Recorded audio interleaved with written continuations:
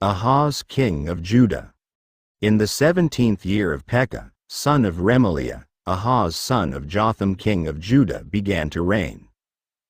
Ahaz was 20 years old when he became king, and he reigned in Jerusalem 16 years. Unlike David his father, he did not do what was right in the eyes of the Lord his God. He walked in the ways of the kings of Israel and even sacrificed his son in the fire, following the detestable ways of the nations the Lord had driven out before the Israelites. He offered sacrifices and burned incense at the high places, on the hilltops and under every spreading tree. Then Rezin king of Aram and Pekah son of Remaliah king of Israel marched up to fight against Jerusalem and besieged Ahaz, but they could not overpower him. At that time, Rezin king of Aram recovered Elath for Aram by driving out the men of Judah. Edomites then moved into Elath and have lived there to this day.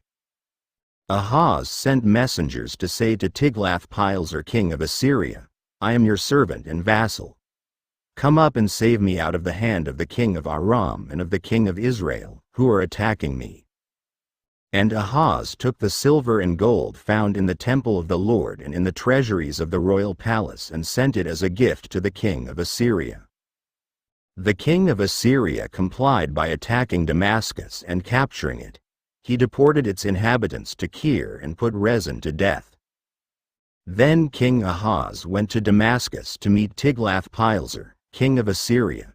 He saw an altar in Damascus and sent to Uriah the priest a sketch of the altar, with detailed plans for its construction. So Uriah the priest built an altar in accordance with all the plans that King Ahaz had sent from Damascus and finished it before King Ahaz returned. When the king came back from Damascus and saw the altar, he approached it and presented offerings on it. He offered up his burnt offering and grain offering, poured out his drink offering, and sprinkled the blood of his fellowship offerings on the altar. The bronze altar that stood before the Lord he brought from the front of the temple, from between the new altar and the temple of the Lord, and put it on the north side of the new altar. King Ahaz then gave these orders to Uriah the priest: "On the large new altar, offer the morning burnt offering and the evening grain offering, the king's burnt offering and his grain offering, and the burnt offering of all the people of the land, and their grain offering and their drink offering. Sprinkle on the altar all the blood of the burnt offerings and sacrifices.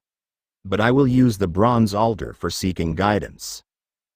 And Uriah the priest did just as King Ahaz had ordered. King Ahaz took away the side panels and removed the basins from the movable stands.